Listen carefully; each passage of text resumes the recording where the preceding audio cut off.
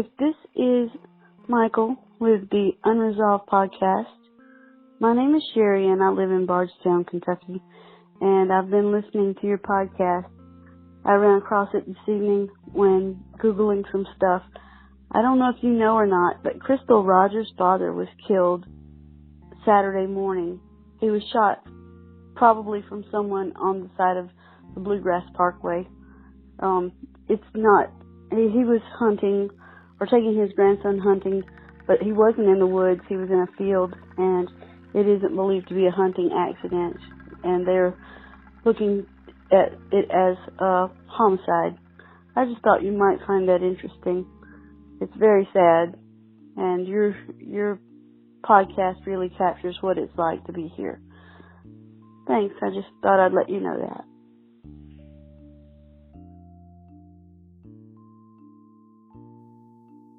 Welcome to Unresolved. I am your host, Micheal Whelan. This is the fourth full-length episode in my Bardstown Revisited series, which is re-examining stories I originally covered back in 2016. As you can imagine, this episode is exploring the unsolved death of Tommy Ballard, a Bardstown native that had become well known in the region following his daughter's disappearance. If you have not listened to the prior episodes in the series, I highly encourage you go back and do just that. I'm going to be mentioning the prior stories I've covered, and I just assume that everyone listening is already caught up. Don't worry, if you hit pause and go back, this episode will still be waiting for you when you catch up. If you want to learn more about this podcast, just listen through to the close of this episode, or visit our website at unresolved.me. Once again, that's unresolved.me. Now, without any further ado, here is the story of Tommy Ballard.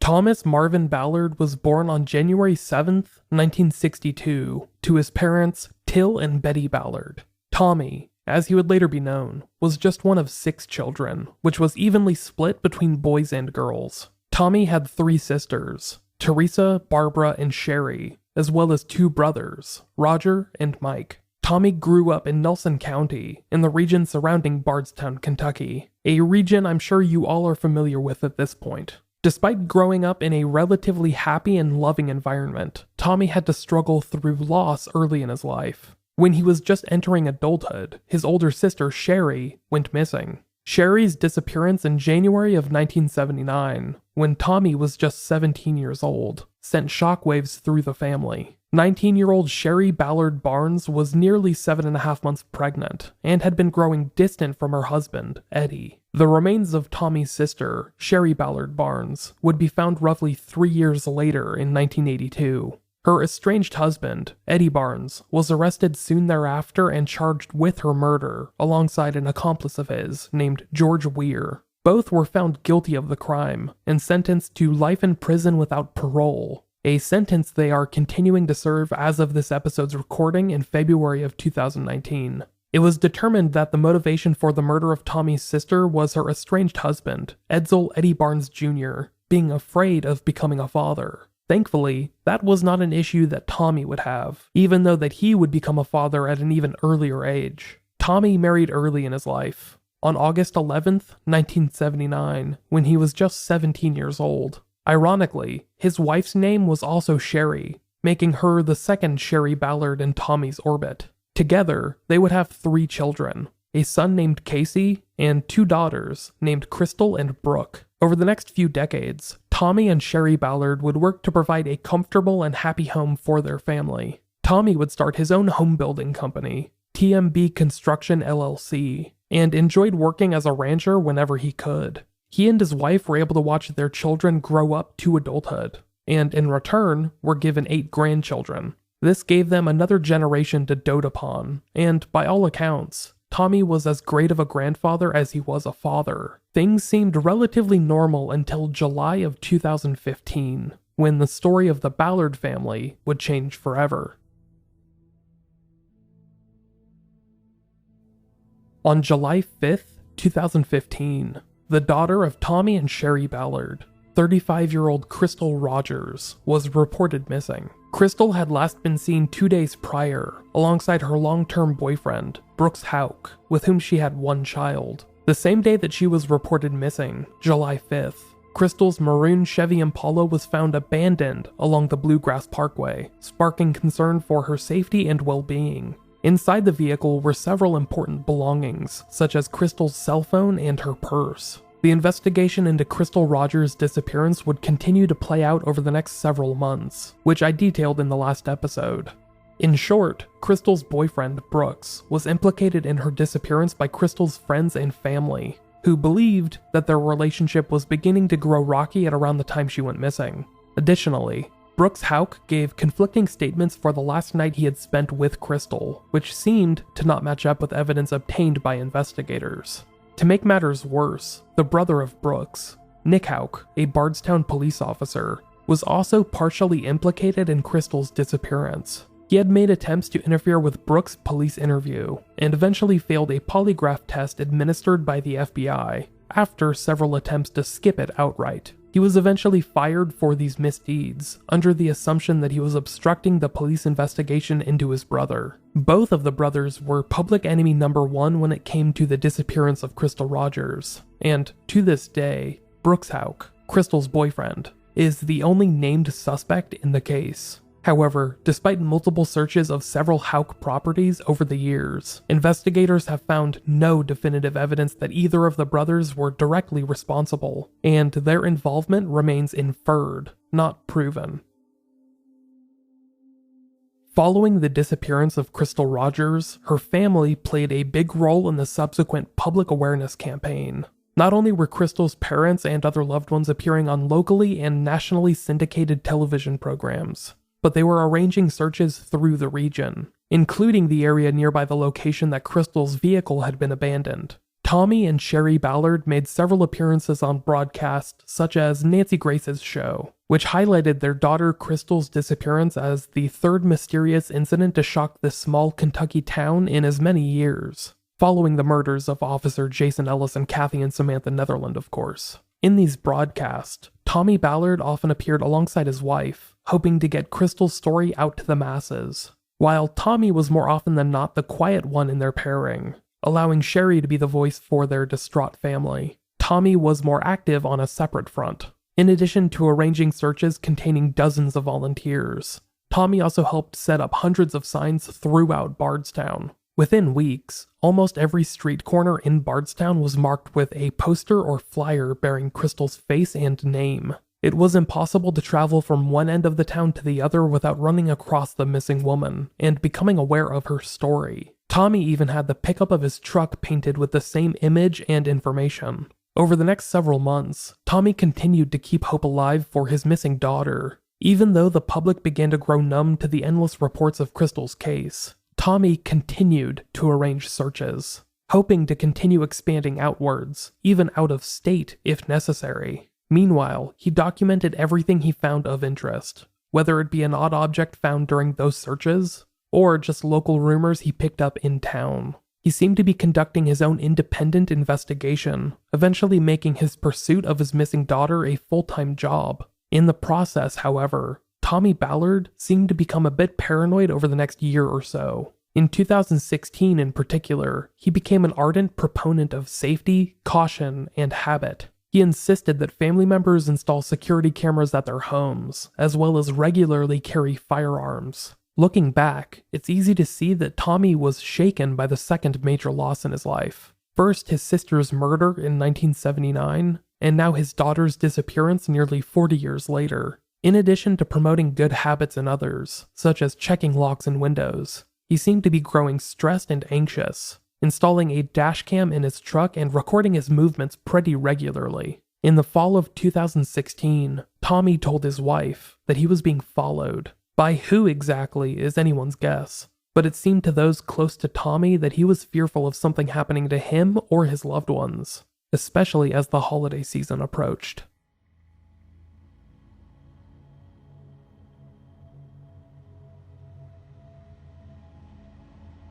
On Saturday, November 19th, 2016, roughly a year and a half after the disappearance of his daughter, Crystal, Tommy Ballard went hunting with his 11-year-old grandson. It was right at the beginning of deer hunting season, and Tommy, an experienced hunter that was well versed in local rules and regulations, had likely been looking forward to this time for several weeks. The two were hunting in a field off of the Bluegrass Parkway near Ed Brent Road and Potter Shop Road in rural Nelson County. It was private property belonging to the Ballards, which was desolate and quiet, which perhaps made it one of Tommy's favorite places to be. Friends recall that Tommy could be found on this piece of property almost every Saturday morning, hunting or doing some other kind of outdoor activity. Per the norm, Tommy and his grandson were both wearing brightly colored orange vests, so as to not be confused for any deer or other prey. This was something Tommy did regularly, not only out on this property when he was hunting, but even on his wooded searches for crystal. When it came to Tommy's world post-2015, safety was above all. A short time before 8 o'clock that morning, the two briefly separated. Tommy's grandson began walking back to the truck they had arrived in, likely fetching something that they had forgotten. Meanwhile, Tommy remained standing in the field they had both been in just moments before, waiting for his grandson's return. It was at this moment that a shot rang through the air. It's unknown if Tommy's grandson heard this shot, but Tommy's son, Casey, who was far off in a different area of the property, recalled hearing the shot from multiple fields away. Tommy called out to his grandson, and after the boy ran to him, Tommy said that he'd been struck by something. He told his grandson to fetch help, and the 11-year-old set off to do just that, calling family members and authorities to the scene. By the time that emergency services arrived, it was too late to save Tommy Ballard. He would die just moments later, having been shot once center mass. The bullet had hit him in the torso and then exited out his back. Police would not reveal what direction the bullet had come from, but they did reveal that it was not a self-inflicted gunshot. Tommy's rifle had not even fired, since the two had been out in that field for less than half an hour, and his grandson's rifle was unloaded at the time of the incident. The grandson was cleared of any wrongdoing almost immediately. While Tommy's body was transported away for an autopsy, investigators arrived at the scene. Immediately, they got to work on scouring the area around where Tommy had been shot, looking for any sign of someone having been in the region. In addition to local police and Kentucky State Troopers, officials from the Fish and Wildlife Department were called, exploring whether or not this might have been a hunting accident. In total, officials would control the crime scene for more than 24 hours, combing through the field and surrounding woods in their search of any evidence. Canine units were brought out that Saturday, and more than 24 hours later, at approximately 3:30 on Sunday afternoon, the field was finally opened back up for Tommy's loved ones.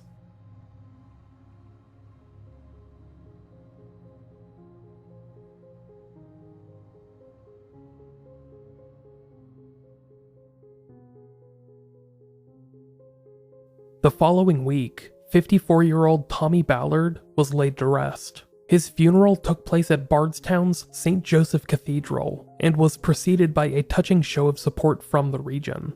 A police escort had followed the movement of his hearse to and from the location, while Bardstown residents lined the streets with signs that read, "Standing with the Ballards." Others wore sweatshirts and shirts that bore Tommy's likeness, along with the expression, "We will continue your walk," indicating that his frequent search efforts would not die with him. Tommy Ballard was preceded in death by his sister, Sherry, but his obituary carried a glimmer of hope. It read that Tommy was survived by his wife, his parents, his remaining siblings, his grandchildren, his son, and both of his daughters, Crystal included.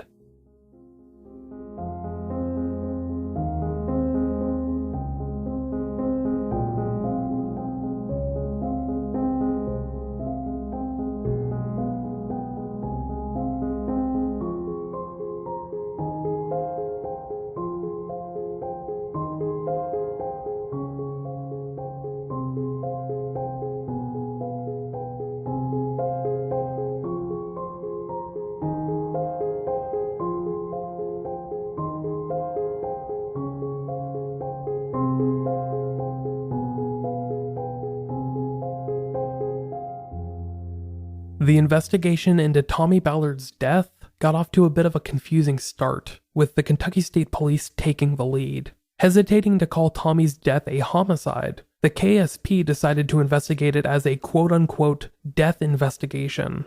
labeling it in no certain terms. According to Trooper Jeff Gregory of the Kentucky State Police, quote, "To rule it as anything else right now would be irresponsible."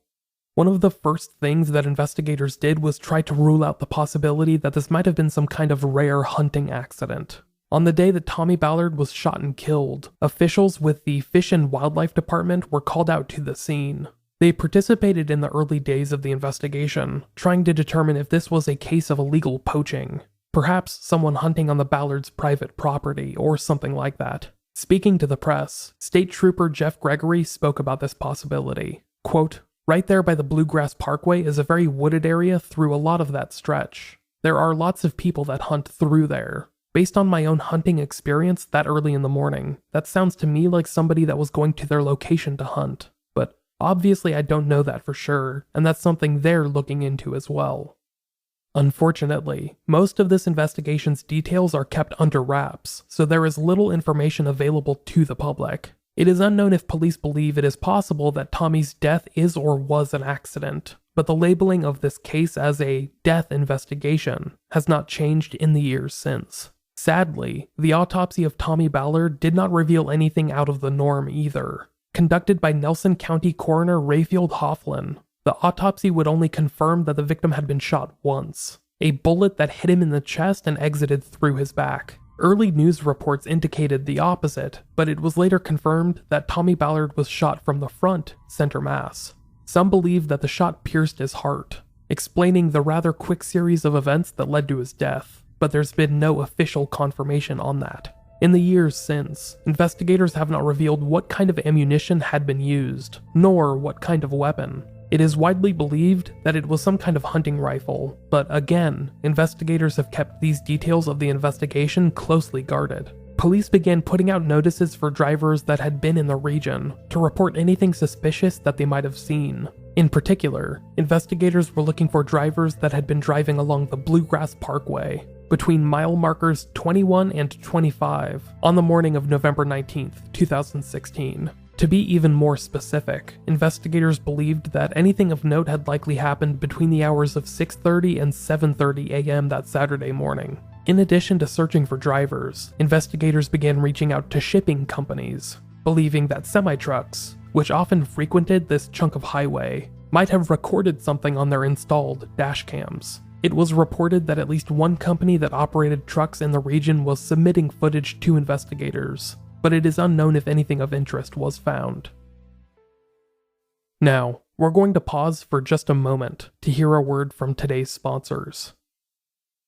Hey everyone, this is Michael. I want to take a moment to tell you about a new podcast that just debuted on the Parcast network, named Crimes of Passion. Have you ever wondered what happens when true love meets true crime? Well, Crimes of Passion analyzes the relationship dynamics and psychology that ultimately leads to betrayal, crime, and even murder. The show is hosted by my friend Lainey, who you may know as the host of True Crime Fan Club, and focuses on stories such as Joey Buttafuoco, Lorena Bobbitt, and Jodi Arias. If you check it out now, you can listen to the debut episode, which explores the story of Wilma Hoyt. Search for and subscribe to Crimes of Passion wherever you listen to podcasts. Head to parcast.com/passion to learn more, or subscribe on your podcast app of choice. Now, back to the show.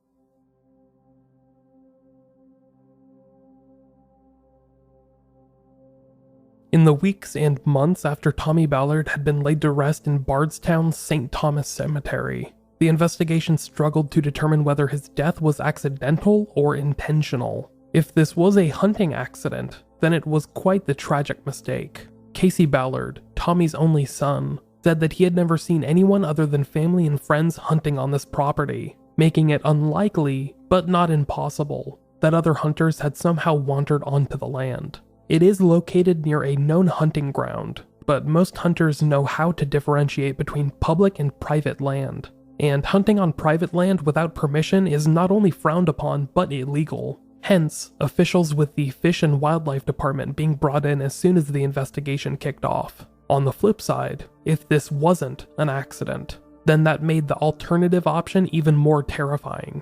After all, Bardstown was still reeling from several unsolved crimes. Officer Jason Ellis, Kathy and Samantha Netherland, and Tommy's missing daughter, Crystal. Was it possible that he had now been assassinated? Those that knew Tommy knew that he often came out to this area for hunting and other outdoor activities.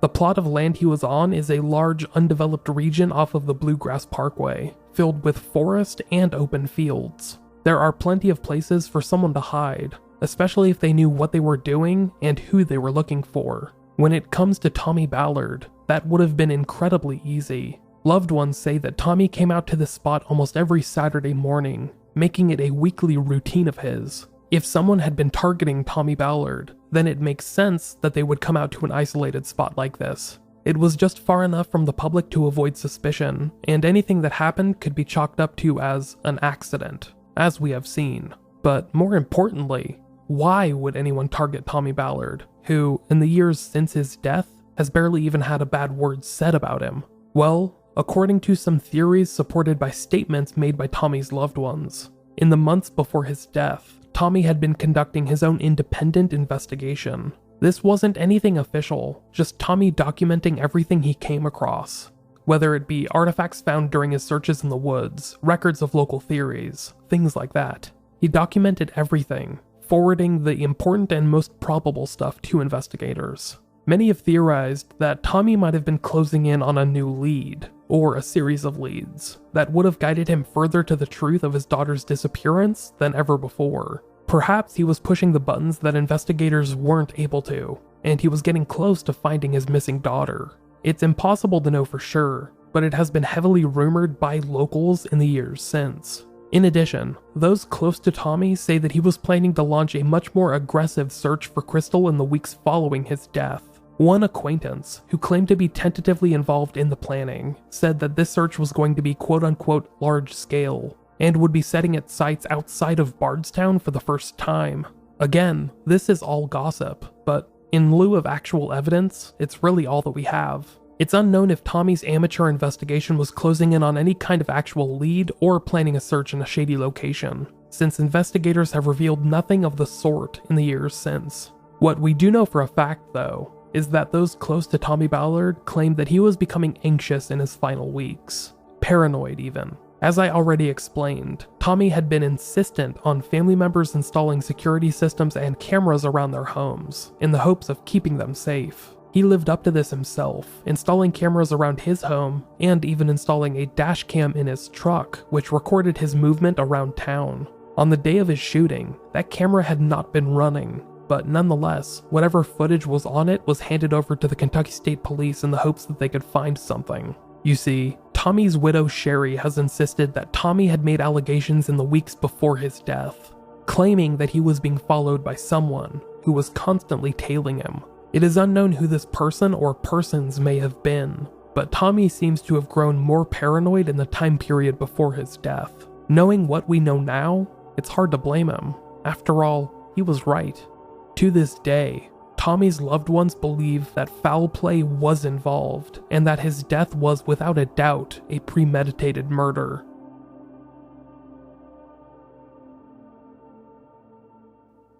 Following the death of Tommy Ballard, the rift between the relatives of Crystal Rogers and Brooks Houck continued to grow deeper and wider. Many in the region believed that Brooks and Nick Houck, the two brothers implicated in the disappearance of Crystal Rogers, were responsible for not only her going missing, but for the death of Tommy Ballard. Before long, the divide between these families started to look like a legitimate blood feud, a la the Hatfields and the McCoys. Even though Brooks Houck had remained out of the public eye for months preceding the death of Tommy Ballard, suspicion was cast upon him just days after Tommy's death. In November of 2016, when a fire broke out at one of his rental properties. The home was being lived in at the time of the fire, which did do some serious damage, but that did not stop Bardstown residents from claiming that there was evidence inside the home of something sinister, and that Brooks Houck was trying to destroy it, or something like that. A search warrant was conducted on the property shortly thereafter by local police, and we can only assume that nothing of interest was found.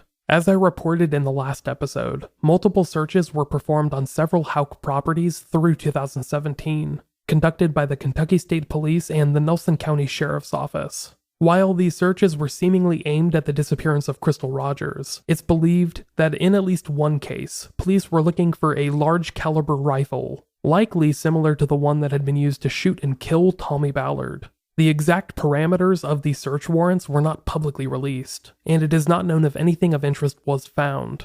But that would not stop the small-town gossip, which continued to expand upon this total lack of information with imagination. In cases like this, it's hard to differentiate between rumors that are steeped in truth with mindless chatter. In July of 2017, at around the 2-year mark of Crystal's disappearance, and less than a year after Tommy's death, a large collection of the Ballard signs were pulled out of the ground and then broken. Most of these signs read, "Standing with the Ballards," and the damage seemed to be caused by someone with a grudge against them. Surveillance footage obtained by police showed that a young woman named Crystal Maupin was responsible. You don't know that name yet, but Crystal Maupin was actually the new girlfriend of Brooks Houck, who had once dated the other Crystal. It seemed like he had moved on to another woman of the same first name, who seemingly expressed dissatisfaction with the attention the Ballard family was receiving from locals. Maupin would later plead guilty to illegal taking that September, which I'm surprised to hear is a thing, but not a serious one.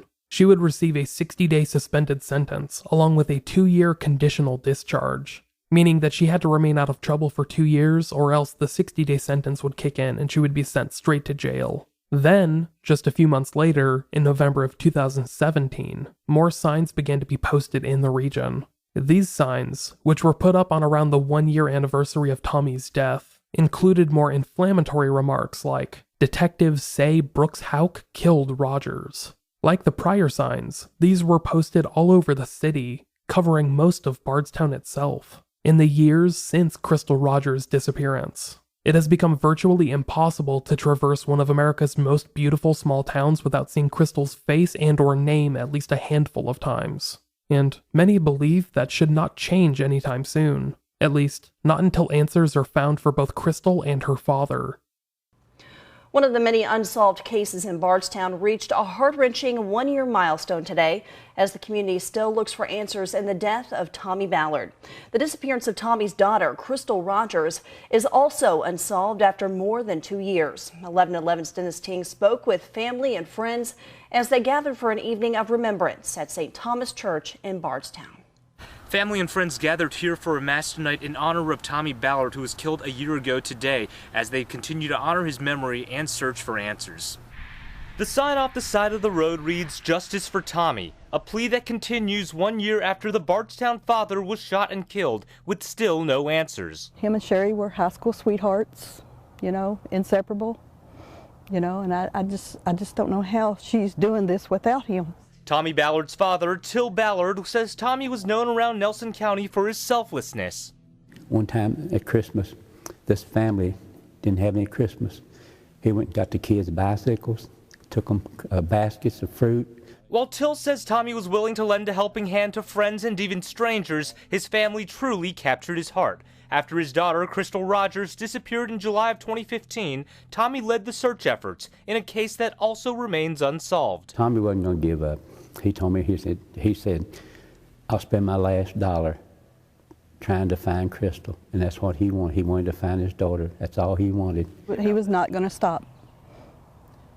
And the community's still not going to stop. To have the evidence that they have and nobody's been convicted yet, the town needs justice along with the Ballards. Family and friends continue to search for answers in both cases. This weekend, new signs were placed around Bardstown, pointing the finger at Brooks Houck, Rogers' boyfriend at the time of her disappearance. Detectives have named Houck as their primary suspect, but no charges have ever been filed against him. They were two good human beings, and they didn't deserve what they got. Throughout Bardstown, Tommy Ballard is remembered, perhaps not as he wanted, as a husband, a father, a grandfather, a hard worker, or a good man, but as the latest to fall prey to a string of mysterious incidents that plague this region over 4+ years. Sadly, his death is seemingly overshadowed by some of the earlier incidents. The ambush of police officer Jason Ellis, the brutal murders of Kathy and Samantha Netherland, and finally the disappearance of his own daughter, Crystal Rogers. Yet there are those that continue to fight for justice on behalf of the Ballard family, pushing the local authorities to keep his case open and active. Throughout Bardstown, many believe that Tommy was intentionally killed, assassinated, if you will. This is the prevalent theory for those that believe Tommy's hunt for his missing daughter was shaking loose some corruption, which ended up ultimately putting a target on his back. Those that knew Tommy say that his hunt was very active at the time of his death, and he was planning to raise the stakes in the coming weeks. That might have been incentive enough for someone to target him. It is possible that Tommy's killer had another motivation to target the 54-year-old, but in the 2+ years since this story began unfolding, investigators have been unable to determine what that might have been. By all accounts, Tommy Ballard was a man of integrity, and no possible ulterior motive has been ascribed to his death. It does remain possible that Tommy's death was a hunting accident, but there are some issues with that line of thinking. Namely, the fact that no one has come forward in the years since, accepting responsibility for the lone gunshot that ended Tommy's life. Then again, they would have had every incentive not to come forward, but refusing to do so would only put themselves at further risk, and make this supposed accident seem more and more like a premeditated action. After all, this land was private property owned by the Ballards. If this was an accident, the shooter was firing on land they did not own, and shooting at a person with a blaze orange hunting vest on. Casey Ballard, Tommy's son, insists that he had not known of anyone using this land other than them, so it makes it unlikely that anyone would have just wandered onto the property. Besides, this was right at the onset of gun season, when Fish and Wildlife officials would have been combing through known hunting grounds for any violations. That may sound like a joke, especially when compared to an active death investigation, but hunting penalties can be quite severe and costly. That by itself would be a major deterrent for most, not to break any Kentucky state hunting laws and regulations. So it stands to reason, for me at least, that Tommy Ballard's death was most likely not an accident. I find it hard to believe that someone would be poaching on private property and shoot at a target in the middle of an open field that was wearing an orange vest. I mean, barring some kind of freak accident, I don't see how someone could shoot Tommy in the chest and fail to see his bright orange hunting vest. After all, this unknown killer only shot once and managed to hit Tommy's center mass. That implies some kind of marksmanship or veteran hunting experience, the latter of which would not be poaching on private property at the beginning of deer hunting season. But if Tommy's death was intentional, was it a part of a string of crimes? Was it in any way connected to the disappearance of his daughter, Crystal Rogers, or the death of Officer Jason Ellis or Kathy and Samantha Netherland? If you'd ask Tommy's widow, Sherry Ballard, she'd say yes, at least somewhat. Speaking to reporters from news station WDRB, Sherry stated, quote, "I think Jason Ellis's was, just for the fact of what kind of police officer he was. I think deep down my daughter overheard something maybe she shouldn't have. I think she found out something she shouldn't have. I think that's what happened to her. I think my husband was never going to give up for my daughter, and he was going to push, and I think people knew that. I definitely think it was all connected." Sherry seems to believe that Crystal's disappearance was related to the death of Officer Jason Ellis, who, need I remind you, was a Bardstown police officer that was the region's only canine officer at the time. He often handled drug enforcement matters, and Sherry thinks that her daughter, Crystal Rogers, might have overheard something while dating Brooks Houck. Brooks' brother, Nick Houck, worked with Jason Ellis on the Bardstown police force. Then, when her husband got too close to the truth, Sherry thinks that he too was dealt with. This all seems extremely convoluted and unlikely, but overall, it remains a working theory. After all, with these multiple crimes unsolved, there's no definitive word on what kind of shenanigans might have been going on behind the scenes of the local police forces, especially the Bardstown police force, which lost several key officers over a very short period of time. Jason Ellis in 2013, and then Tony Satterley and Nick Houck the following year. So, who knows? Maybe there is some truth to that theory. Police officials have responded to multiple inquiries about these tentative connections, expressing their disbelief, but also failing to rule them out entirely. Speaking to the press in March of 2017, Kentucky State Police Trooper Jeff Gregory stated, quote, "I have no reason at this time to believe they're connected, but it's not something that we're discarding either. We're looking at all angles and trying to figure out how everything fits." Then, in October of 2018, Nelson County Sheriff's Captain John Snow spoke to the press about the recent airing of a docuseries centered around Crystal Rogers. In this conference, Captain Snow answered a similar question. Do you have any reason to believe that this case is linked to any other cases that are being investigated by other agencies, and specifically, we're talking Ellis, the Netherlands, and Tommy? Well, we get a lot of stuff from the community that believes it's related. I'm more of a hard evidence kind of person, and so one of the things that I won't do, because I wouldn't appreciate it if they did it to me, is discuss the investigations of the other cases. And so I wouldn't specifically say that I have found anything that puts them together. I know there's a lot of speculation out there about it. I think a lot of it revolves around the fact that they're all in the same geographical area. But at this point, I don't have any hard evidence that puts those cases together. What I can tell you is that the state police and I talk regularly. We meet regularly to discuss these cases together. And if at some point we feel like they're linked and we can put something together with them, then both agencies are more than willing to work together to do that.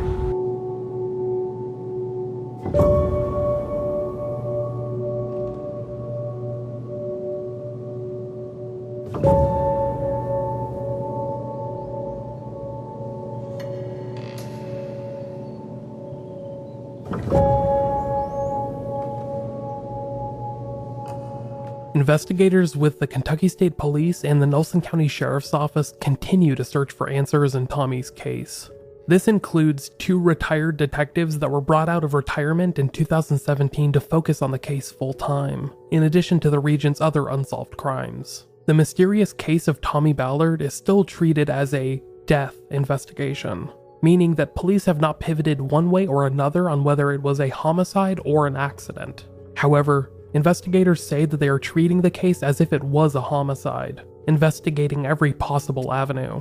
Unfortunately, in the 2+ years since Tommy was shot and killed, it seems like investigators have not made inroads in either direction, at least nothing that they've been able to publicly share. While investigators continue to look for answers, the loved ones of Tommy Ballard and Crystal Rogers continue to hope for a resolution. Nearly 4 years have passed since Crystal went missing in July of 2015, and Tommy's death the following November only compounded the tragedy. Micheal Ballard, Tommy's father, has lived a life full of anguish. In addition to losing both Crystal, his granddaughter, and Tommy, his son, in quick succession, he lost a daughter to violent crime back in 1979.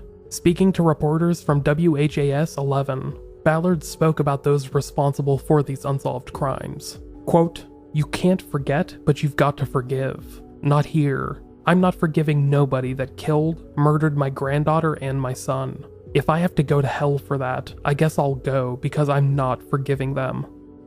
In addition to continuing to speak out regarding Crystal's disappearance, Tommy's family has fought to keep his name in the press as well. A $100,000 reward exists for information leading to a resolution in Crystal's case. But shortly after Tommy's death, his 2 brothers, Roger and Mike, raised a separate $20,000 reward for information leading to an arrest in Tommy's death.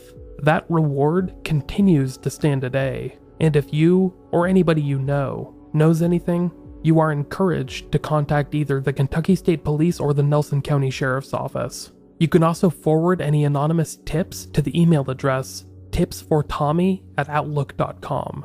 As of this episode's recording, the story of Tommy Ballard remains unresolved.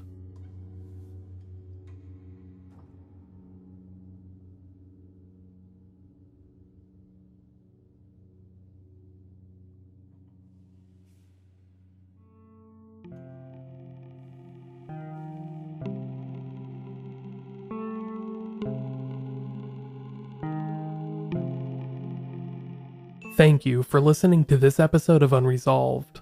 This episode concludes the main run of my Bardstown Revisited series, which has been focusing on the high-profile cases to plague this small Kentucky town over the past several years. However, I am still going to be focusing on separate Bardstown cases in the near future. I will be releasing at least one more episode next weekend, a story that predates the ambush of Officer Jason Ellis, and will hopefully be releasing more episodes sporadically over the next several months. Just think of this series as a continuous saga that I'll occasionally jump in and out of. Since there's no real connections between the various stories, you can think of them as standalone episodes that just so happen to take place in the same small town. However, we are reaching the end of this episode, and before I go, I want to tell you how you can keep in touch with me and help support the podcast. If any of you would like to stay in touch with the podcast, make sure to look us up on social media. Just search for Unresolved or Unresolved Pod on Facebook, Twitter, or Instagram, and the pages there should show up for you. You can send in any emails to michael@unresolved.me. That's micheal@unresolved.me. And you could send in any voicemails or text to 831-200-3550. If you want to find a transcript of this episode, or any applicable links or sources, just head to the podcast website, which is unresolved.me. There, you'll find a link to the podcast store at the top of the page, as well as a link to our Patreon page, which you could find at patreon.com/unresolvedpod. Just one word, unresolvedpod. When you become a patron, you could get access to not only commercial-free episodes, but bonus episodes of Unresolved and more. I also have a super secret awesome thing to share with patrons in the near future, so that's something to look forward to. Until next time, everyone, stay safe, and I will talk to you later.